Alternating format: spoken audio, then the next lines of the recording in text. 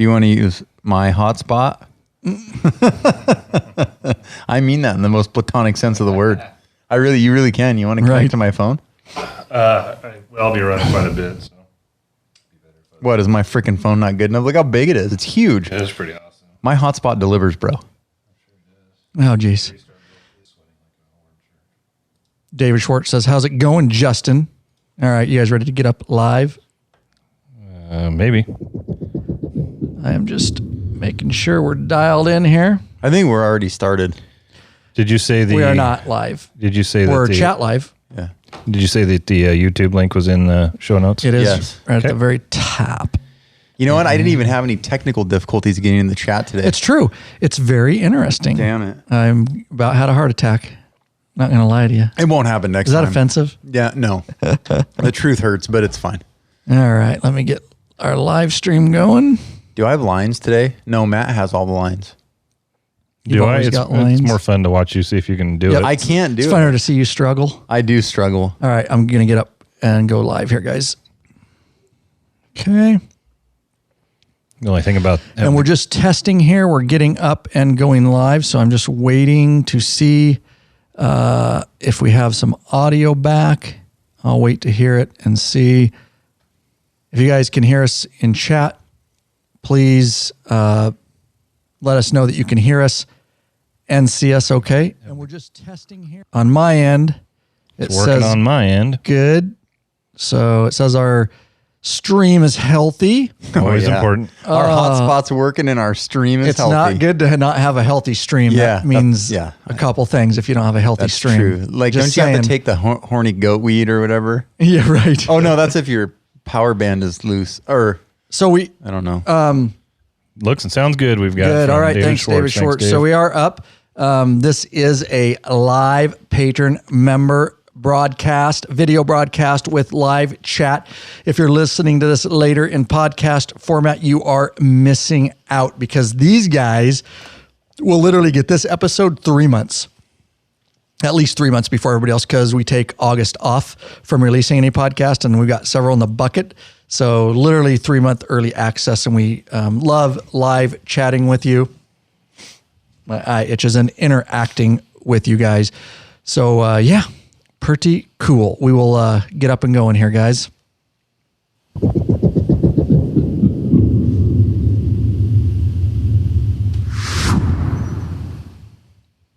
So do you want to talk about it? Why don't you just shoot for what we did today in a nutshell and how they can get them and kind of what we did. We just did a live. If you guys haven't seen it, we did a live video on what Lurch, just prior to this podcast. It's already up on the YouTube channel with the links. Yeah, I'm still sweating from it because we went outside and did the work outside because we were using your iPhone. And while iPhones do very good video and pictures, it still helps to be outside and get all that natural lighting. So we were sweating our nuts off out there. But what we have is two new products. One is a new version of the saddlebag bolts. The original version had 3 different washers, if I remember correctly. There's a plastic washer that holds a flat washer and a lock washer on, and you just tighten that stuff down. Now what they've done is they've got rid of all those extra washers. There's just one washer that comes affixed to the bolt, and it's got some dimples on it. And it's similar to the current version of the bagger or the bag bolts that Harley makes, in that it locks. So you turn around and those little nipples click together. But yet it's round, so it's not going to catch your stuff, it's right? Low profile. It doesn't have that goofy handle and doesn't stick out as far, because the ones they're making now for the Harley are pretty decent, but they're very bulbous. They stick out pretty far, and they've got that hook and crap gets stuck on them all the time. So these ones are low profile, easy to take on, easy to take off, and they're just a little bit of an upgrade from the prior version, like I mentioned.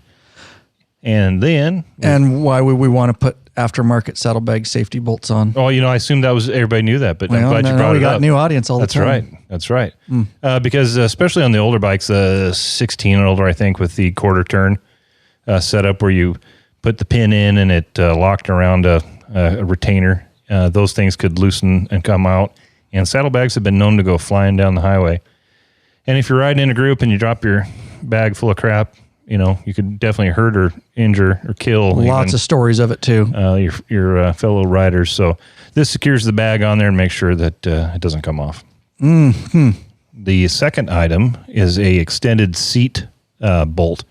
And there's two versions. The version that we show you in the live that we did today. Here they are, Lurch. He put them on. He already added it to the story since we did. Good job. Right on.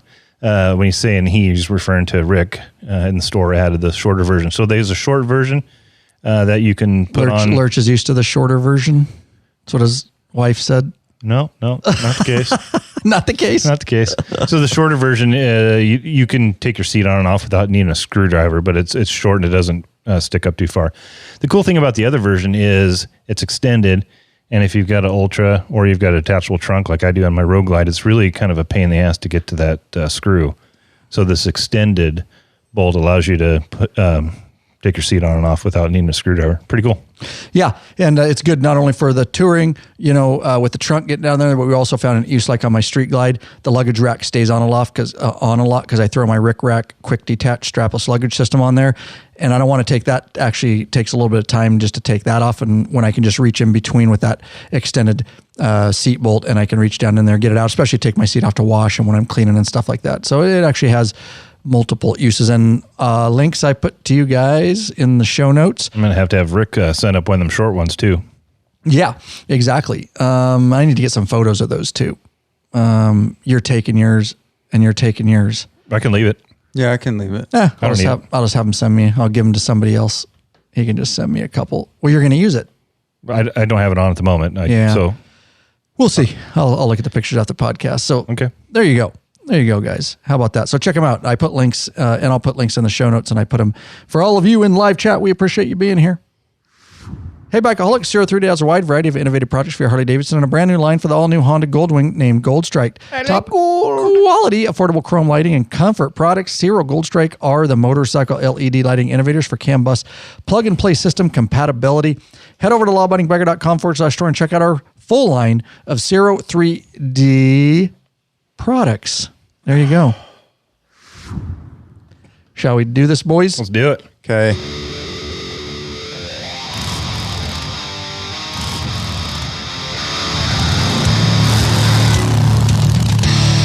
Welcome back, you freaking bikeaholics. This is the podcast for the motorcycle majority, the Big MM, also known as the 99%. 99%. Coming in a hot second, Oscar, right there. I got it right, though. He did. Coming in a hot second. We'll see how he does on the rest of it. I'll fail. Well, you're up, so be ready.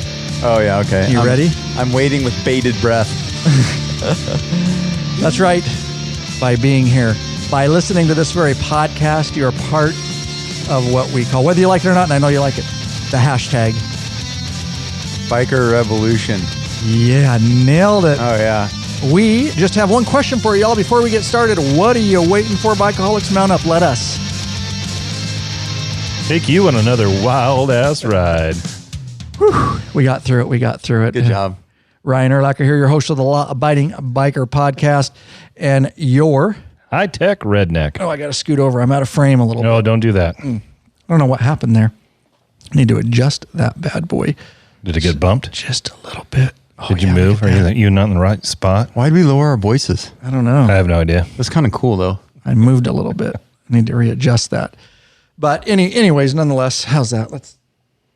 I don't know. Great podcast so far. Will you fiddle fart around? Oh, yeah, good job. Look at that framing. Yeah. Nice. Wow. You know, this is a podcast. We have to talk. No. Now it's the picture thingy. Oh, yeah. What is that on the interwebs? The interweb, the tube you or whatever he calls it. Did you see it change?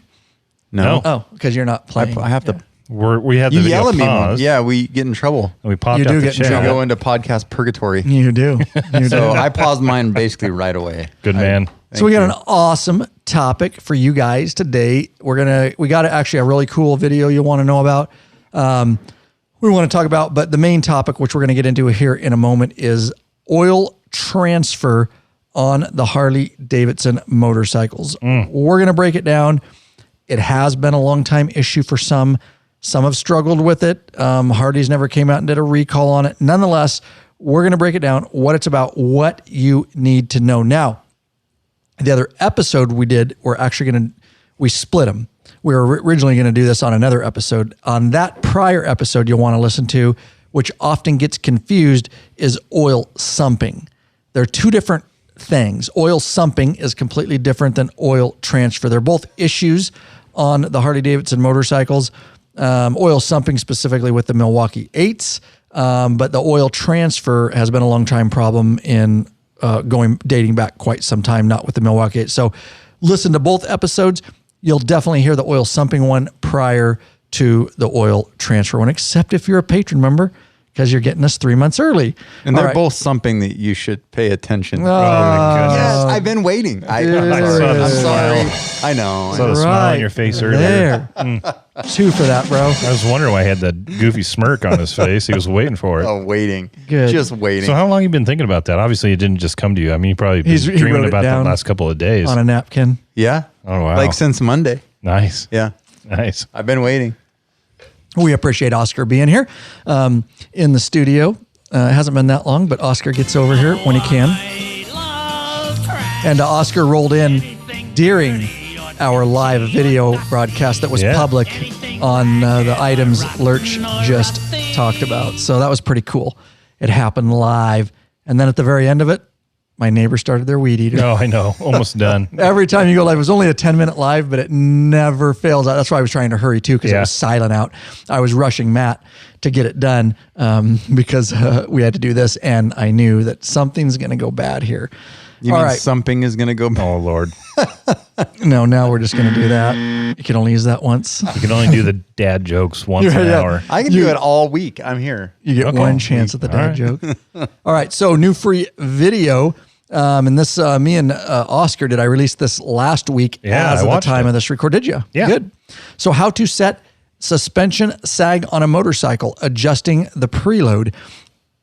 It's out on the YouTube channel and getting plenty of views over there. We actually mostly show you on a KLR, but there's some cut shots, some B-roll shots of us doing it to a Harley too. And it's a very universal process, so we were able to do it on the KLR and really show you how to do that. Again, it's universal, whether it's dirt, adventure, street, setting your sag, adjusting your preload, very universal. So we did that out on the LAB-2. It was a produced video. It wasn't a live, but we did a produced one on that. And so we totally wasted the shenanigans of me bouncing on the seat. I don't know how we wasted that. Oh, yeah. We could have had a lot more fun with that. I know, I had to cut it out. You remember that? I do, and I'm like, where'd it go in the video? I was so excited. Well, it's fine. I had to take Can't have everything in there. Tell him to bounce on the motorcycle a little bit to set the sag. Yeah. And he bounced like 15 times. I'm just sitting there rolling going, dude, what are you doing? Like, it looks like he's humping the motorcycle, literally. A little bit. Yeah, it was awesome, though. So let me ask you this. On my stock Road Glide suspension, do I need to set the preload on that too? Yeah.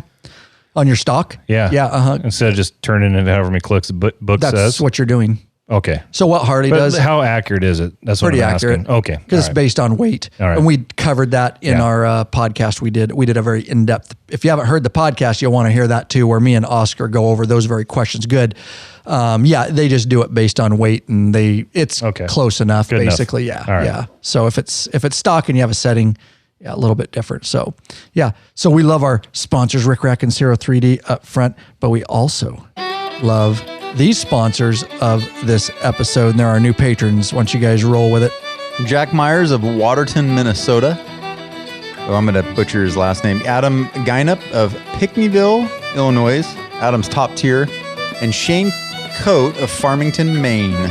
We've got Cindy Kay of Everett, Washington, Michael Chadwell of Cotton Grove, Wisconsin, and Michael Kopp of Hartford, Vermont. John Drury of Tacoma, Washington, Dave Coldham of Widnes, Great Britain, and Bruce Goodrow of Haines, Florida. There you go, lawabidingbike.com/Patreon, Patreon. Pledge a certain amount per piece of content, no risk to you, because you can put a monthly cap. There are benefits such as t-shirts and stickers. You get into that private Facebook group. It is a troll-free zone. It's where all the ride and meetup events are happening. It is the happening place. You get access, obviously, to these podcasts months early, access to the live video broadcasts and chat like we're doing right now, and top tier access to our premium videos up on request. And we thank you guys, and we continue to sign up, and we continue to build just an awesome community, and all those that are part of it. and a little more intimate with us in the private Facebook group all know what a benefit becoming a patron member is. And the biggest deal is it supports us to allow us to continue to do this on our day off, filming all the tutorial videos, the entertainment videos, the documentary films, all the help, the podcast that we try to give to the biker community. The more that comes in, the more that we can put out. So let's just dive in to our main topic. All right. So it is, again, oil transfer, and we'll try to monitor the chat for you guys. I know you guys are having a good time in there, and we love that because that's part of the experience, is just you guys chatting among each other. So I'll just open it up. Do you want to open this up, Oscar? Or do you want me to, or Lurch, one of you guys?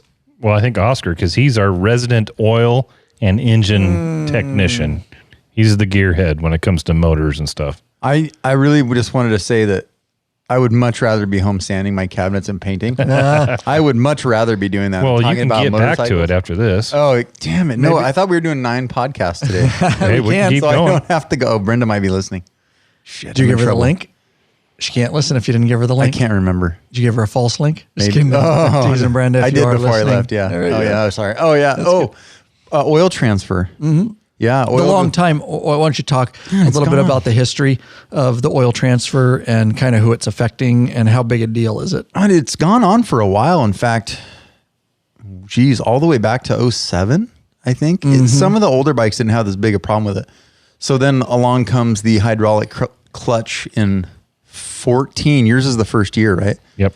And that Yes, seemed sir. to bump up the problems a little bit, but it wasn't as big of a deal as it is with the 17 and newer. That's 14 what I to understand. 16 was like, there were some problems, but it wasn't like widespread. But apparently 17 and newer, 17, 18, 19, I think the 20s have the vent. So 17, 18, 19. So And it's, some of the 20s, I think they changed it in the middle of the manufacturing, I think. Because from what my research I did is even some of the 20s didn't have the new little they did, right. oil splasher or whatever the hell they call it. Yeah. The splasher. And so the fluid is moving from the primary to the transmission in some form or another, mostly via the clutch shaft hole. Yeah, it can actually go back and it can go back and forth. And remember, we can we're kind of hot on the mic, so we're testing something new today for the audience. I'm still used to being I know. right up close. It's going to be a little hard to back off a little bit. Otherwise, Usually you're telling us to get on the mic. So now you're telling us to very, back I know, off. you're very hot. Yeah. Yeah. So you might want to give it a little more space. We're testing some new, you guys can see I'm farther back from my mic. So if you wonder what's going on, we got to retrain ourselves a little bit. We're trying something new just so you can see our pretty faces a little better when we're live streaming because they get blocked often. So We're always trying to get better. always trying to get better at our craft. So Well, fluid's moving back and forth, but never really very now that's much. a little excessive. All I right. know. See, I can't find the sweet spot. You're fine. Just got to talk into you. Looked over at him. Oh, the fluid going back and forth. Yeah. Between the primary and the transmission, but mostly not very much. It probably happens on all the bikes, just a little bit. Right. A fluid moves back and forth, but the newest bikes are like a lot. And what is it that Harley gets concerned when it's over 5 ounces, over 5,000 miles? If you're one of the people that they are regulating, you'd have to have your bike serviced there, and you'd have to be deemed a test subject. But that's what they're looking for. We're getting a bit ahead of. So what I want to do is start with a foundation. We really haven't described what we have a little bit. And then So we'll you're get saying we should follow the show notes? Right. We should follow the show notes. the show notes. So I'll clean it up a little bit. Basically, Where'd they go? Basically, Right up there. Oil transfer is when your transmission oil is transferring, because they're separate. We all know there's 3 holes. You got to drain your primary, your engine, and your transmission.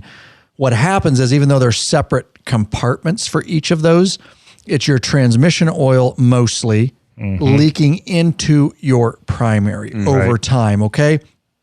We'll explain how that happens and why here in a minute as we follow the show notes that I so preciously make so that we always get off track. God, I know. No, it's like great. basically what we do. I guess I just reel it back in. Okay. So basically that's what it is. Now it can go the opposite way too, but that really hasn't been a big issue. And you're always going to get, 2 ounces. Again, mechanically we'll explain it, but mostly this was affecting touring bikes. Now, I don't have any information on this, but me and Lurch talked about it at lunch today. The reason I believe that it rears its ugly head on touring bikes is because touring bikes actually get ridden. And I don't mean that to put anybody down. I have a couple bar hoppers too, and they're great for around town, but you're really not going thousands of miles cross country where you're really building up that heat and that pressure over time, which over time is when it's doing it. I've got a lot of emails over the years from people that say it happened on a long trip. Same with sumping. Right. We talked about sumping. Yeah. And it's because over that time and that long time, it never has time to really, I guess it has too much time to build pressure and heat. And again, we're going to break this down mechanically on why it happens as we go through the show notes. But essentially, we're mostly talking about a little bit back and forth is always going to happen. But we're specifically talking about one of the biggest issues that people complain is from the transmission to the primary. So basically what that means, guys, if you think you're having an issue and you're on a trip, is what happens is, and guys have emailed me about it, and is basically you'll check your transmission oil and it'll basically be really, really low. And then what happens is guys are like, oh crap, and they'll add more transmission oil. Right. Well, now your primary is just getting stuffed because you've just put a Band-Aid on the problem. And so if your transmission gets that low, number one, if your bike isn't leaking underneath, then I would certainly start thinking I have an oil transfer problem. And instead of just dumping, if you just got to get back home, dump a little bit, whatever, but basically you're going to open up your primary and you're going to have your bike level. But yet when you take your clutch inspection cover, you're going to have oil start dripping down the side of it because you're just stuffing your primary full of oil. You could clean that up nice? Yep. Yeah. You could suck some out of your primary if you, like on a trip. You could. You just suck it out and put it on the other side. Yeah, right. Yeah, if you have the proper tools for that. Yep. There should be no leak. If there's Oscar will do it with his mouth, just put it and spit it back in your transmission. Hey, that's not in the show notes. That's there's no oil sucking. Oh, there's oil. One for me.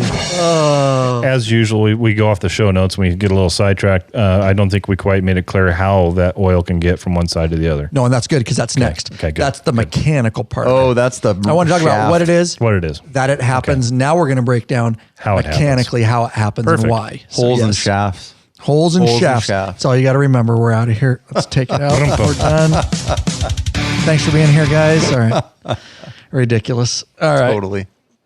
I'm just monitoring chat a little bit here. So who wants to pick up and let's start talking mechanically detailed because we're on a podcast about how the bike's set up and kind of where all this is. Does anybody want to take that?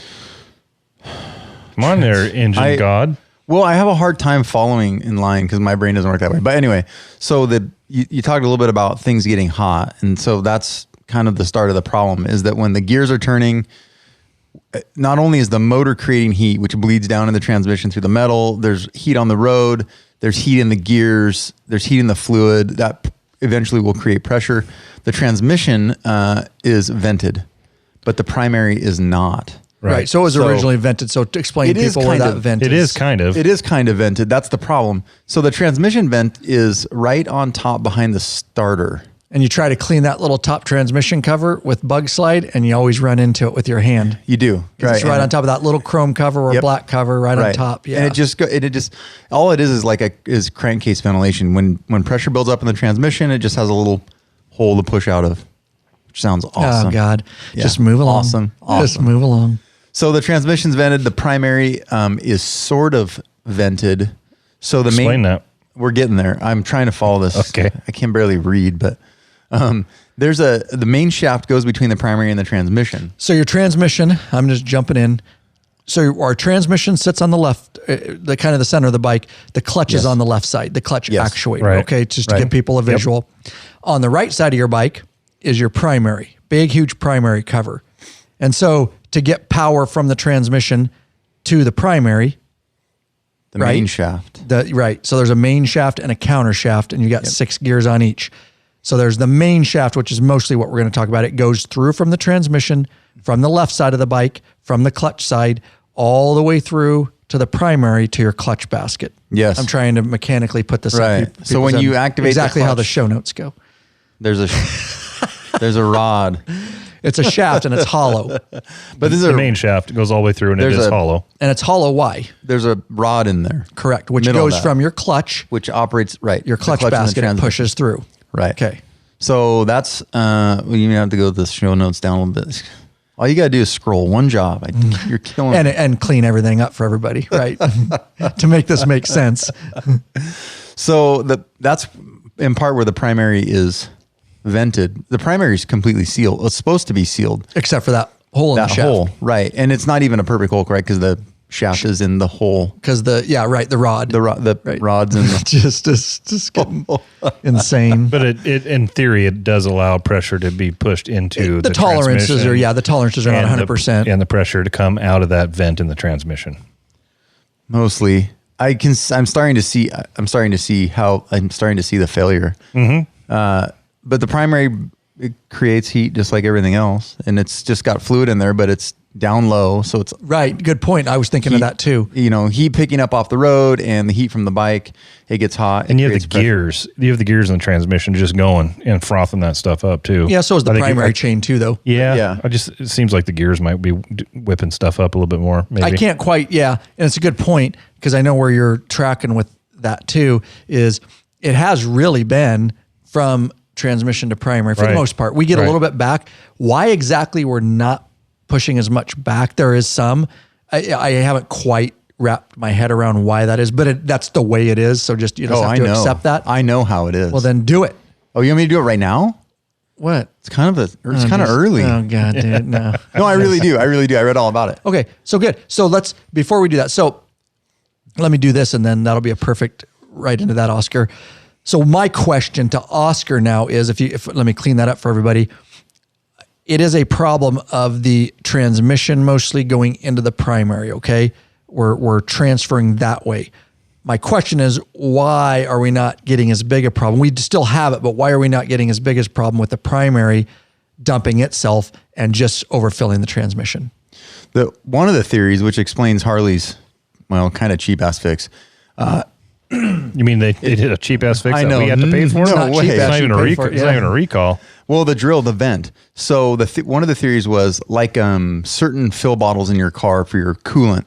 As the coolant expands in the radiator, it pushes into the fill bottle. And then as the car cools down, it creates vacuum. So the same thing happens. So if the primary is venting, it's venting to a positive pressure, the transmission, which is creating pressure. The primary and the transmission are both creating pressure. So the primary... Is it sucking it through? It's sucking it through. Because the primary is creating... So it's not pushing it. We said that at lunch too. Remember I mentioned it. You said, I wonder if it's sucking it over. But it was total guess. It makes perfect sense. The primary creates a vacuum as it cools down. Because it is not vented. Because it's not... Well, the way it's vented is a positive pressure vent. Yeah, right. Pressure is pushing on pressure. It's not an external vent. Yes. It's an internal vent because only through the shaft. Right. Only the shaft sometimes is external, but for your shaft is internal. So it's fine. So it sucks the shaft. It's not venting.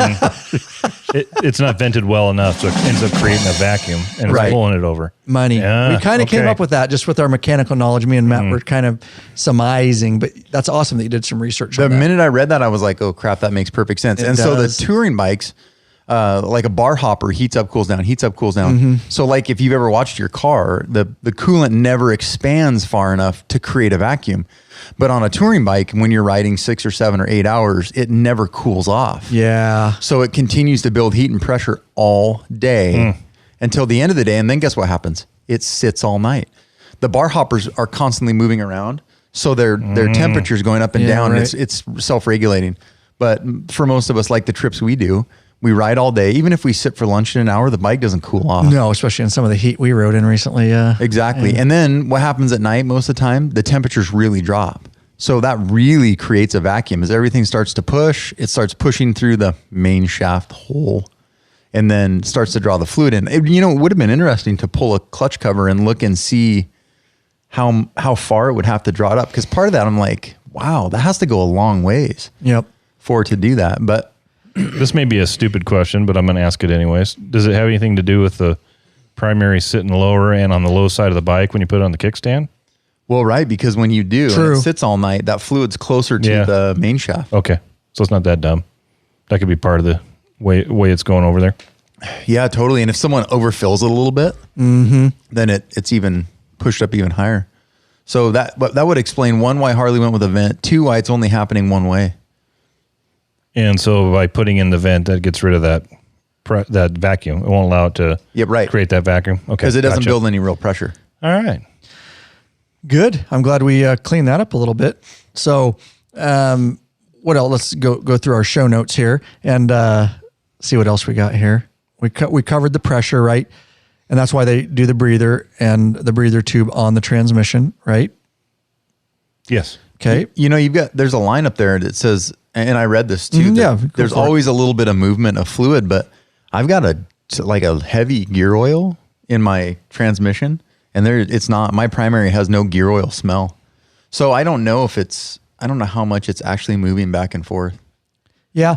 I've heard, it's common. Somebody asked a question in chat and maybe they came in late. I think I saw a question in there somewhere. This affects oil transfer. It has nothing to do with the Milwaukee-Eight necessarily. This has been going on with quite a while. lot. It was even my 2014. I don't have the issue, and I will tell you this: I've never had the issue. I haven't with any of my bikes. Not even, that I'm aware of. Even my police bike, which is a Mil 8 M8. I haven't really been seeing it there either. So I do want to say that this is it's not everybody. It's kind of a very unique problem that affects some. It's why it stumped Harley for a long time, because it doesn't happen to everybody and every bike. And it's kind of, that's so bizarre, right? Like, is it different? Like everything should out of the factory be the same tolerances, and I just don't. And I think that's why it's kind of stumped them for so long. So Anthony Peters says, would this be another positive for using the same oil in all three holes? Yes, absolutely. Because if you have some push over to the other side. Good point. Which we always recommend there, Except for Oscar. I've sort of been screwing around with some of that, because he's always testing for the betterment of the betterment of the community here. Yeah, he likes playing with different oils. And he can't leave well enough away. I can't. Blackstone, cool. Is that right? Blackstone Labs. Yeah. So 2014, Harley realized more amounts of oil were transferring and started studying customers' bikes. We touched on this just a little bit. Dealers started reporting this. The transmission again into the primary was the big deal in 2014. And I already mentioned it. Make sure you check your transmission oil, and then check if you're losing it, it's probably ending up in your primary, which would be an indication that you have an oil transfer problem. You could either fix it. We're going to talk about some of the kits and some of the things that they've tried to address this over the years. So Harley tries to fix the 2014 to 2016 twin cams. Engineers redesigned the main seal and spacer. This was their first attempt. Right. And then I'll let somebody else cover the next attempt. This was their first attempt to fix this problem. So this main seal and spacer between the transmission and the primary, they basically just redesigned it for closer tolerances to see if they could get less transfer in between. And that at that time seemed to take care of the rare occasion of this oil transfer. But they didn't close the main shaft. So I'm not quite, where was that new main seal? Inside the main shaft somewhere? Yeah, it says, I just have here, I've looked at it before, but I don't have a picture up, but it's a seal spacer. I remember what it looks like. It's like it has a smaller sleeve on it, and then it's a bigger, huge, looks like a huge thick washer. And then that was literally on the outside. Between the transmission and the primary. Right. But I mean, on the outside, not on the inside of the main shaft. I believe so. Don't quote me on that. So they think that's weird. So I think it's different mechanisms on the different year bikes. Because why would Harley do that if it was sucking through the main shaft, putting a washer and a seal on the outside between the two wouldn't do anything. It's on the inside, but on the outside. I know. Oh. I'll have to. I guess what you mean on the inside or outside of the transmission. It was inside the case. Yeah, that's what I mean. Okay. Not inside the main shaft. The new fixes. Right. It was just a seal between the two. Right. Yeah. I think the shaft went through it. Yes. Right. Okay. Yeah. See what I'm saying? I'm tracking. Yeah. Mm-hmm. We're on the same. Mm-hmm. Yeah. Yeah. The new fixes are not focusing on the connection between. I think they were thinking that maybe it was getting through the seal. Yes. Around the shaft, maybe. Yes. Yeah, exactly. I'm tracking. Okay, there it is. Perfect. Around they didn't think it was getting through. They thought it was going around. Around the shaft, yes. Yep. Good call. I like how we solve problems right here for you guys. Look at that. We're so smart. All right. So here we go, guys. Yeah. We'll get right back into it. Hey, Buck, I'll look searching for the new and exciting motorcycle products. Zero 3D has the products you dream about for your bike. Check out their wide variety of innovative products for your Harley-Davidson and Honda Goldwing motorcycles. I like it. Zero 3D's got your back with chrome and black parts, lighting, and other comfort products. No modifying, cutting, grinding, or welding for an easy installation. That equals less time installing and more time riding. Zero 3D has a design team of riders with over 40 years experience with a passion for design and innovation. Zero Gold Strike are the motorcycle LED lighting innovators for CAN bus plug-and-play system compatibility. Pride themselves on great customer service. Got a question? Get in touch with them. Email sales@zero3d.com. Give them a call, 715-808-0027. Check out your local Harley or Honda dealership and ask for Zero or Gold Strike parts. A new leader has emerged, so check out Zero 3D's custom line of Gold Strike products for the all-new Honda Goldwings. Better yet, help support us right here. Head over to lawabidingbiker.com/store and check out our full line of Zero 3D products. That's right. So let's move on to the next thing they did, and I am going to go down right here. So this is next, whoever wants to cover this. This is the next attempt at the 2017. So 2014, 2016, they tried this new spacer. Didn't they have the slinger in the 14? I think that's coming up. Yeah, we'll get to that. Yeah, this is coming up right down here, right after. So let's cover this right here, Lurch or Oscar. So in the 14 to 16s, the twin cam, they made that tolerance tighter, so that was the spacer. Yeah, so it wouldn't go around the main shaft. Getting into the Milwaukee-Eights in the 17, you got a completely different motor, lots of churning in the transmission, the primary of the oil. They were starting to find oil transfer again from the transmission to the primary. It's very specific to a few touring models. And again, we explain why it happens more often than touring models because you're putting a lot more miles on it. So Harley started studying this again with customer bikes. HD had a tough time recreating the issue, which makes sense. If they just took your bike out and ran around the block, they're not going to see anything. And they found it wasn't really happening in the Dyna and the Softail models, just very specific touring models. So if you took your bike back in 3 times with large oil transfer amounts, they would do some work. Mm-hmm. Nice. And they were doing very specific tests because you could have your bike leaning just a little bit or on the kickstand, or it was on the lift just a little bit off. A lot of different things can make oil levels be just a little bit different. And some people get a little bit anal about it. It's okay to be a little bit more. That's why they have ranges on dipsticks. Because an ounce or two. So some people, people take this way too serious. A lot of people. We're talking about large amounts here. So Harley had to have controlled tests, is what I'm getting at. The same mechanic kind of had to do it. They documented it. They took it back in to make sure they were the only ones adding or removing oil. They were the only ones checking it. So it was done a very specific way so they could prove that it wasn't user error, mischecking it accidentally or doing things to their bike that they didn't know what they were doing. So they did a lot of controlled tests to try to figure this out. So let's go from there. So after that 3 times of documenting a significant oil transfer amounts, they put in a kit. It's the Harley kit. It's 363000028 if you want to look that up. What's in the kit is a new transmission gasket and a oil deflector, also known as a slinger. Slinger. So what do you got to do to put that kit in there? The procedure is to drain the transmission, remove the cover, install the slinger in the main shaft, which is basically explain that little plastic thing. So it's a funky little cone type washer thing. Cone type, yeah. Put it over there, and my understanding is it slings the oil away from the main shaft hole, so not as much will get through and transfer to your primary. So it's kind of a deflector. It's slinging the oil away from the hole, right? And keeping it from the keeping it from going from the transmission over to the primary side. Yes, it dries out the hole basically. Yeah, it really makes the hole somewhat ineffective. We don't. So I don't know who would create such a part. Why would you keep the lubrication away from the hole? We can't leave that one alone. We have to dive right into the hole. Let me just give one drum roll for Oscar. Oscar's mind is in the gutter. Totally. That's why they call him Oscar. He's in the garbage can. Yeah. And that what bike was that on? That was the 14. This was just the next thing. If they tested it, and they started doing that, they started trying this as the next step. Which somewhere along the way, they started putting that slinger in all the time, didn't they? Yes. Yeah. Yes, and it came, I think, did it come stock? Yeah, it was coming stock for a while, and it didn't do anything, but... Yeah. And so, yeah. Sounds cool, though. Hey, I got this new slinger. Hey, what are you guys doing later? Want to put the slinger in? Put the slinger. It's kind of like a doohickey. Exactly. On the KLR. Thank you. Yeah. It's like a doohickey. You got a slinger and a doohickey. That's it. That's all you need.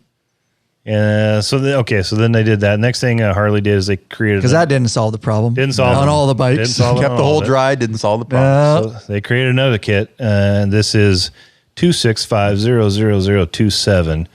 And what this kit is basically it's a vent for your primary. So it comes with a primary cover gasket, derby cover gasket. I meant to say derby. A breather hose and with a plastic shoe. So we have a kit number on that. Did you give that? I did. Okay, awesome. I'll give it again. 265-00027. Whatever you said. So what do we have to do with this? You remove the primary cover. We don't have a video on this yet, guys. Yeah, at some point we may do this. We're hoping. Anybody local that or close that wants us to do this for free, we would love to do a video on this. So hit us up, lawabidingbiker.com/contact. See if we can work it out. Yeah, if you want us to dry up your hole, come on. Oh yeah, we'll put a no, we're not putting the slinger on. We're leaving the hole wet. No, we'll vent your hole. We will vent your primary. Yeah. Oh God, it's going nowhere. We can't leave it alone. All right. So yeah, but we would love to do that project for somebody that may think they're experiencing oil transfer. It's not going to hurt anything to do this.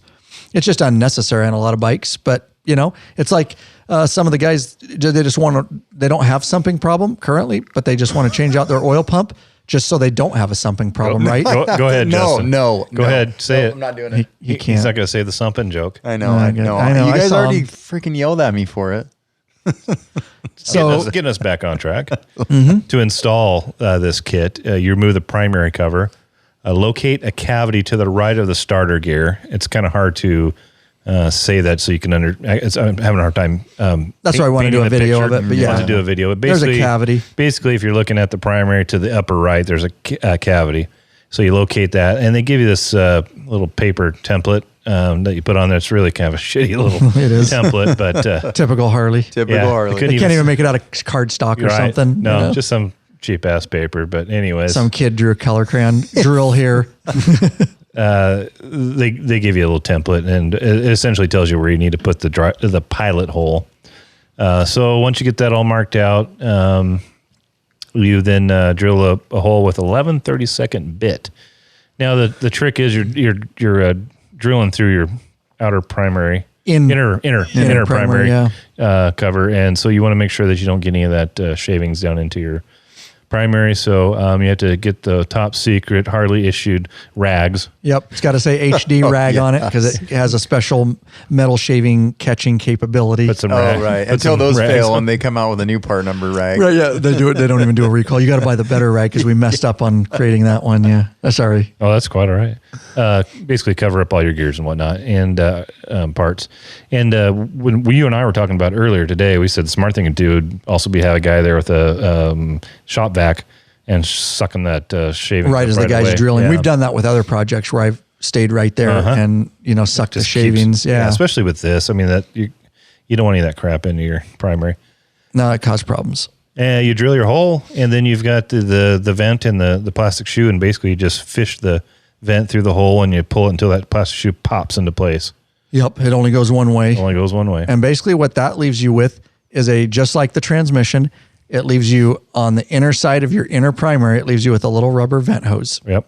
Right? So we don't get this vacuum. So you don't build up the pressure, which creates a vacuum and sucks it over. Because that's what we were talking about at lunch. I was trying to wrap my mind around. We were like, why are they venting that side if the oil's going? And that was which I'm glad Oscar cleaned up. Yeah, I'm glad you did because in my mind, I'm thinking the primary must be creating, not the primary, the transmission was creating so much pressure that was pushing it over. Right. But if it's vented, it can't. Right. So it makes sense that it creates too much pressure and I have it written right here too in bold to prevent vacuum effect on the transmission. I guess we just forgot to get all the way down to the show notes. We should have put that higher up. I wrote these show notes like a month and a half ago. So yeah, we probably should have. But that's all right because that was fun because Oscar cleaned it up for us. So and again, not all bikes, not all riders see this. So it's at this point, it's not a recall. If you want to put it in your bike, you get to pay for it. And I don't think we really said it, but this issue was more in the M8s, right? Yeah. Then came the Milwaukee-Eight, and they really started having. Right. And so really, I think this kit is only available for the Milwaukee-Eights. So I didn't. Matthew asked Kuderik asked the question about if it's happening in the tri-glides, and I did not read anywhere that it was happening in the tri-glides. Well, it probably would. It's the same motor. With the theory, but one of the theories is it's not sitting on its kickstand, making the fluid closer. Yeah, maybe. That's interesting. I don't know. I didn't actually really pay attention. Yeah, my first assumption to jump to would be it's the same motor, so of course, but with that kickstand thing, if we really think it's a kickstand thing, it's hard to say. I don't know that that's the main cause. I think the vacuum's the main cause. I. But if you're putting it on its side, you're just increasing the odds of it being elevating able to suck the it over. issue. Sure. Right. Unless you have a Titan lift, we'll sell you one. Oh. And you park your bike all the time. Park your bike on your Titan lift level. What Mine do you is do? level all the time. You tow it with you when you go on a ride? Mm-hmm. Just tow your Titan lift with you. I guess you could. Yeah, that's cool. Yeah. But carry wheel chalk with you. Oh, hey, trailer. Why not? Yeah. Why not? Good question, though. Yeah. Good question. What else is going on in shafts? Hope that doesn't cause a dry shaft, says Larry Daniels. Yes. Yeah, dry shaft syndrome. No, that's a issue. You need to see a doctor on that one. Yeah, here in the show notes, it does say that the kit's for the 17 through 19 models because they've fixed on the 20s. So I wonder what the difference, is it just... No, they had a bigger problem with the M8s. M8s, right. So is it because the horsepower to weight ratio is now higher? Well, I read somewhere it's because they create so much more...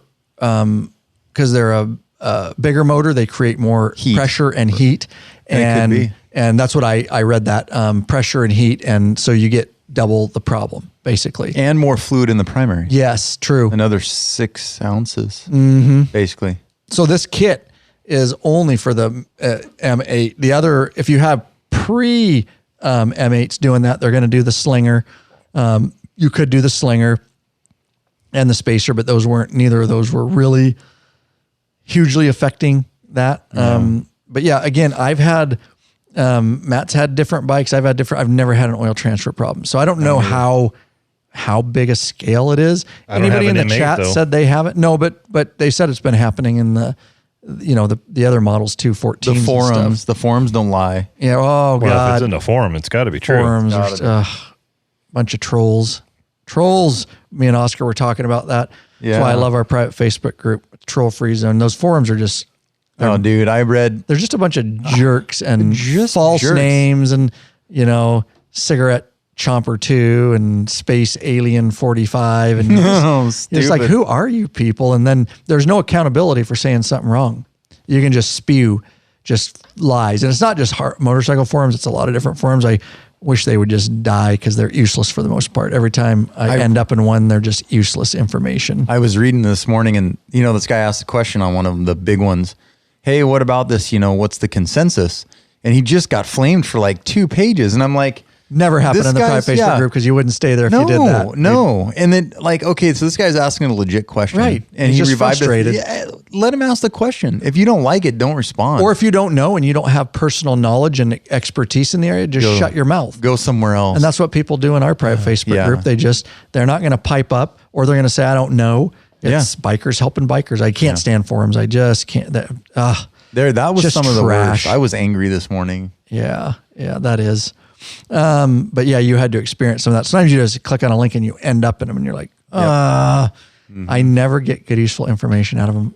Yeah, I do all kinds, because I do all kinds of technology stuff, and here at the podcast, I'm always, there's way better places to get information. I just rarely get something good out of those. I know there is if you sift through it. I'm not saying everybody in those, obviously, but yeah. Okay, so we went through the install of that.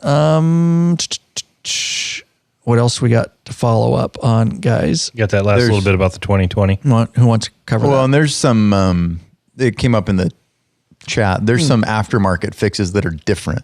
So one of them is a larger shaft. So there's less room for fluid to move. And then there was another one I looked at. I watched the video where they install a bushing on the transmission end of the shaft, just like the slinger, but this is a bushing so that no fluid can go across. That's kind of cool. But then you're stuck with taking that shaft out only then from the you need transmission. to vent the primary, because then it won't be vented at all. Well, there's that. Yeah, right? You would need to vent the primary. I wonder what would happen. You'd have to put that kit in. Eventually blow the primary. I don't know. I don't either. Yeah, if it had no way to get rid of any pressure, I don't know that that's good. But there's aftermarket fixes that are different out there too. So if you guys don't like the Harley fixes, you can, if it's happening to you, you can explore the aftermarket fixes. But the consensus I got was no one is quite sure. No, including Harley. Including Harley. It's just a stumper. And that is not really news. No, it is not. Going all the way back to the Evos. It is not. But It's not unique to Harley-Davidson, as we know. Right. We're fair here. We love all makes and models of bikes, but Beamers have a lot of the same little quirks. Your Beamer, your police one, they refuse to fix it. They refuse to recall it, and nobody really knows why it does certain things. Right? I have a valve cover. Yeah, we've talked again. Another one on his We're talking about his police BMW 1200. My riding partner had one. Our boss had one on his 14. Like, why does a valve cover leak? Yeah, that's stupid. And they refuse to recall it. Yeah. No, we've paid for a fix. Now we're going to pay for another fix. So don't think this is, I know we get mad at Harley sometimes, but let me tell you that Indian has the same thing. I know guys that have Indians that have unique problems, and Indian denies that it's a problem. So this is not completely unique to Harley. So I certainly don't want to make it sound like that, but it's frustrating because, we deal with Harleys the most here. And so, what's up, Lurch? Well, one of the questions earlier was about the tri-glides, and I was just doing a little research because I didn't realize there were aftermarket fixes other than the Harley stuff. And a little bit of research I'm doing right here does show that there are people having issues on the tri-glides as well. So maybe not the kickstand like we thought. Maybe not the kickstand. It's more have to do with the vacuum. Hurts, but. Right, yeah, right. More of the vacuum issue. I wonder if anybody in the chat, I know we've been monitoring as much as we can, has actually had to do any of these. Just pipe up now, anybody in the chat. I'll give it just a minute here. If you've actually had a legit oil transfer problem, and give us the year and make of your Harley, that would be great. Because like I say, I don't think this is a huge widespread issue. The majority of what I'm seeing is, but it's legit. It's the 17, 18, and 19 Milwaukee-Eights. Okay. Primarily. Which is why they have this new fancy dancy kit. And all the emails I've gotten from people have never been the 14 to 16. The people that email me, this was long before people were reporting this to me. We get a lot of emails, and I appreciate the community giving me information. These emails were long before Harley came out with this fix kit. And they were asking us, do you know of any issues?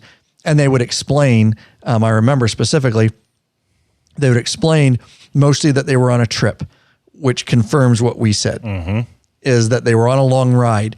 And I checked my transmission oil because they had heard of problems, or they were just checking their fluids because they're on a long distance trip. Good for them. I know. should. I never do. I'm horrible. I wait for lights and shit to go off for my bike to blow up. I check it all before I leave. And I'm horrible. We're all horrible. Yeah. But so they would check it, and I specifically remember a couple emails. They said they checked it the first day and the transmission was low. And so they left it. And then the next day it was lower.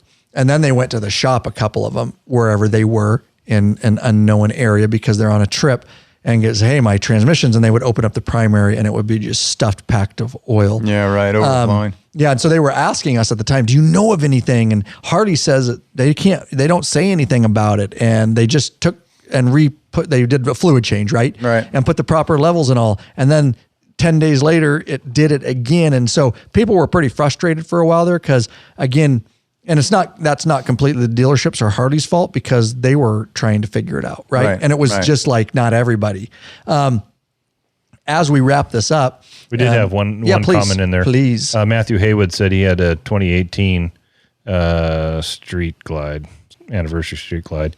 At 1,000-mile service, he had 2 ounces of fluid transfer, but hasn't had the problem since. And 2 ounces is nothing. Right. No. That's expected. So that's good. Yeah. That's within, to me, that's tolerances. You're going to have 2 ounces back and forth, and it's not going to cause a problem. That's very normal. So good that they at least checked that. So as we wind it down here, do we have anything else on this? I had a point, and I can't think. Bob Dawson says it's bad luck to check stuff on the road. Yeah, no doubt. It is true, because if you check, then you're going to find a problem. You might, if you don't check it, you might just make it home. You just might. And you'll never know what happened until. Ignorance is bliss. Yeah. I think knowing you're going to wrap it up and just talk about whether or not you needed to, if you've got a 17, 18, or 19, do you have to put this kid on? You know, how wide of a problem is it? Yeah, no. And I'm going to. Okay. Like I mentioned, just to wrap it up, not a huge wide problem. We've already given you the information on how to know if it's going on with your bike. Check that transmission, and then that's pretty much it. Be aware of it. Don't freak out about it. And if you talk to the Harley mechanics, they'll tell you don't put that kid in at home. Only a Harley shop should do it. That's right, with a special Harley rag. Because you have to drill. Yeah. Yes. Yeah. You've got to drill, even though if you follow the template, you'll drill just fine. You have to have a Harley drill and Harley drill bits. Well, because those drill bits are specially designed for the primary metal. That's right. Well, it's an orange and black drill bit. Oh, it is. And you can get the Screaming Eagle version. If you put on your readers, it says HD, right? Well, Screaming Eagle's going, dude, that's another $50. It'll go faster through the primary. Yeah. They're special for the aluminum. The aluminum, yes. I was going to say, to my knowledge, this is not something that Harley's going to do for you. You are going to pay for it.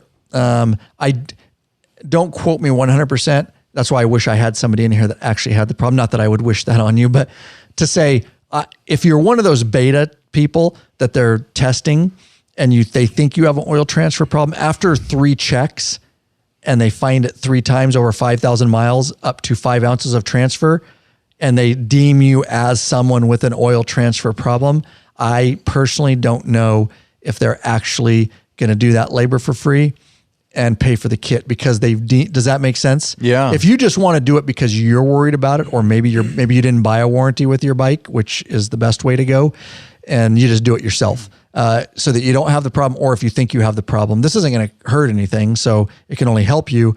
So I don't know. I don't know if they do that, but who wants to wait 3 oil changes and 3 checks? That's a pain in the ass. And you got to go to the deal, and then you got to pay them for all the oil changes. They're definitely not going to pay for your $400 oil changes. So if you think you have a problem, I just do it yourself. I do hope to do a video on this. I would love to do a video, put it on the YouTube channel. So certainly if it's something you think you need and you have a Milwaukee-Eight, get a hold of us. We will see if we can work something out. We might have a prospect on a sumping. We're hopefully going to be doing a sumping video to show you how to put a new oil pump in. We'll see. What kind of video, Oscar? Isn't that something? Oh, God, dude. So ridiculous. You guys are awesome. Now, we love our sponsors of the show, but we never buck. At a flat donation. We want to thank the following people. We'd love you to be a patron. We'd love to get you know you better. We'd love to chat with you here live. We'd love you in the private Facebook group. But hey, here you go. These people just wanted to leave a flat donation, and we're so appreciative. We've got Kevin Gillens of Holmesdale, Pennsylvania, Rodney Elnick of Location Unknown, and Sarah Cannon of Pacific Pines, Australia. Richard Brierly of Location Unknown, Rory Burdine of Ormond Beach, Florida, and Hugo Eduardo Veloso Oliveira. Hey, you're scrolling while we're trying to read. Okay. He can't say it anyways. Hugo Eduardo Veloso Oliveira Volta Sousa of La Corona, Spain. Well done, bro. That's a hell of a name. Well done. Hugo, you got one hell of a name, my friend. Good for you, Hugo. Straight up, shout out Spain. I would love to visit there. Me too. All right, guys. Been there. Don't ride without the slide. Again, it is our #1 go-to waterless motorcycle cleaner. We use the heck out of it, use it on our police bikes, all the bikes around here. But hey, here's the deal. Yesterday, I spent 5 hours. Me and the family just went on a 4-day vacation to North Idaho, to Lake Coeur d'Alene. Beautiful area. If you've never visited there, it's great to ride through. Brought the boat back, and I kid you not, I already posted it on social media. All I use on that boat, it's a 20-year-old boat, Bayliner, and all I do, get the family out in it, but all I do to clean it up after 4 days of pop and, all the yuckies, I vacuum it, straight up bug slide. I use bug slide on the exterior, on the fiberglass. I use it on the inside. I use it on the seats, the window, the glass, the plastic. There's not one other waterless cleaner I use on my boat, and I kid you not. Obviously, I might know a guy who knows a guy who has access to a lot of bug slide. And that's all I use in it. People look at that boat, they're like, there's no way. It's been kept up well, too. Yeah. They're like, there's no way that thing is. I took some pictures of it, posted on social media. That's it, guys. I use no other cleaners on that boat ever. It's all I use. It puts a protective coat on it. I left that boat in the water at a slip at a dock. It wasn't an out of the water slip, but it was in the water. All the other boats, I'm not kidding either. I looked around. They've all got the green water lines around them. I kid you not. I'm not just saying that. I pulled my boat out of the water. It had 0 water line. And that's because I keep a good coat of bug slide on it, and it just kept all that algae and stuff off of it. So, yeah, there's another use for the bug slide. Cars, boats, motorcycles. It's got more. And, of course, we can get it to you. We appreciate it. Supports us. And we've got just as good a deal as anybody else on it. We are shipping that stuff all over the place. I know Big Daddy ships a lot of that. He'll get it to you, get you hooked up, guys. Thanks for being here. Thanks for being here and chatting everybody live. And thanks for listening in regular podcast format. If you can't support us via donation, or via Patreon, you can at least go over to whatever platform, especially iTunes, if you're listening there. Leave us a 5-star. It better be 5-star. Leave us a review. It definitely helps bump us up in the rankings, so that more bikers around the world can find us and join this thing we call Biker Revolution.